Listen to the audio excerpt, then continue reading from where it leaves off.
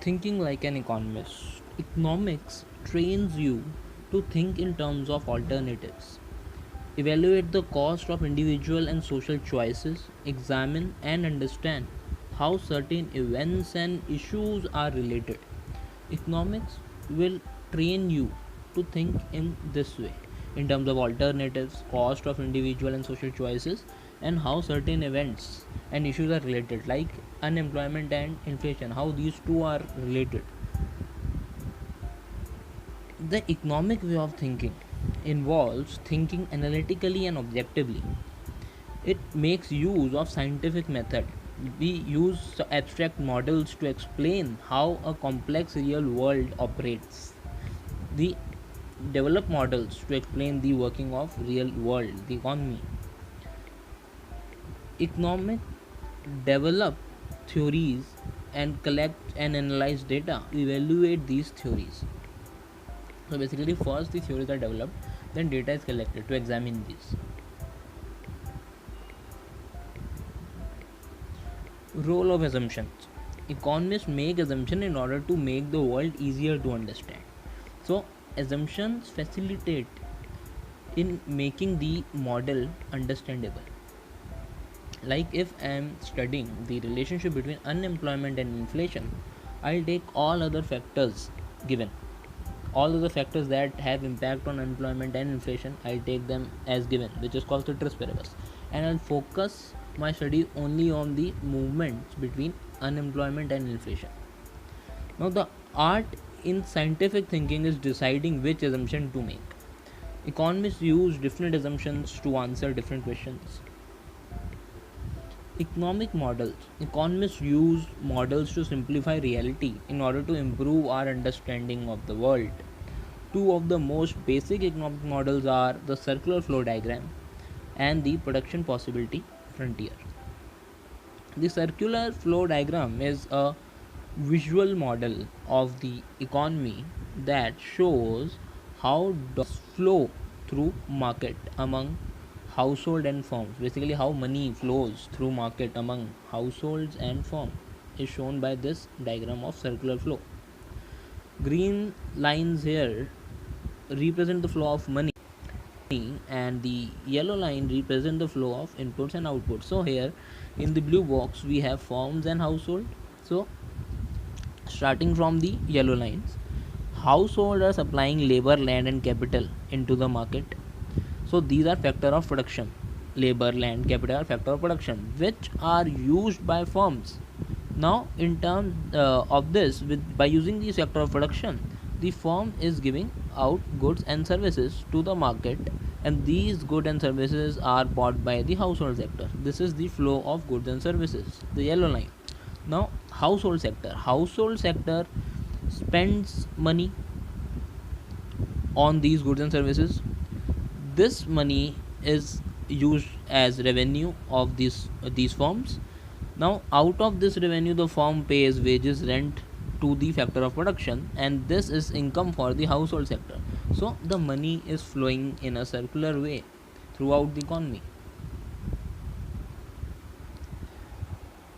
So in the diagram, firms produced and sell goods and services and higher factor of production.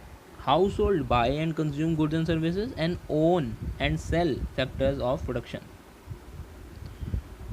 Market for goods and services. Firms sell goods and services, household purchases them. Market for factor of production. Households sell the factor of production, firms buy the factor of production. What are these factor of production? Factor of production are input used to produce goods and services. And example of factor of production are land, labor and capital. And now the second model we will talk here is the production possibility frontier. The production possibility frontier is a graph that shows the combination of output that the economy can possibly produce given the available factors of production and the available production technology. So given these resources, how much an economy can produce is shown by the production possibility frontier. This is a production possibility frontier. Here the point A and B, which are on the curve on this dark blue line, are the most efficient one. These points indicate that the resources are fully being utilized in the economy. The point D is showing that the resources are underutilized, and C point is unachievable. Given the resources, we cannot achieve the point C. Now, concept illustrated by the production possibility frontier trade-off, opportunity cost, and economic growth. Shift in production possibility frontier. See, if quantity of one good, here the good on y-axis, is increased, so there is this shift in the ppc from dark blue to purple line, from point A to point G. Now, in economics, two major branches of economics are microeconomics and macroeconomics.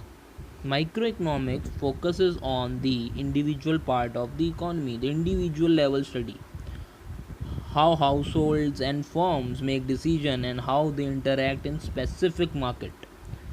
Macroeconomics, on the other hand, looks at the economy as a whole, economy-wide phenomena, aggregates, including inflation and employment, economic growth. This is studied in macroeconomics. Now, the economist as policy advisor, economists are basically usually they work as policy advisors. So, when economists are trying to explain the world, they are scientists. When economists are trying to change the world, they are policy advisors. Now, these two types of analysis that are used in economics is positive and normative analysis. Positive statements are statements that attempts to describe the world as it is. So it is descriptive analysis, it just describes what is actually. Normative statements are statements about how the world should be. So these are prescriptive analysis. In this, it is prescribed what should be done.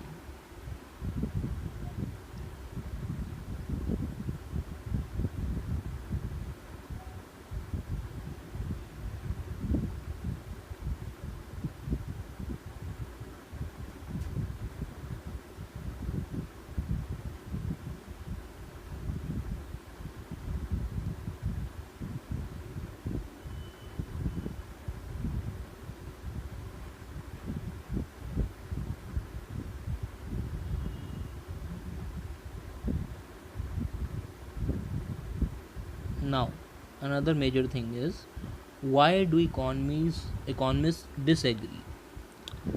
They may disagree about the validity of alternative positive theories about how the world works.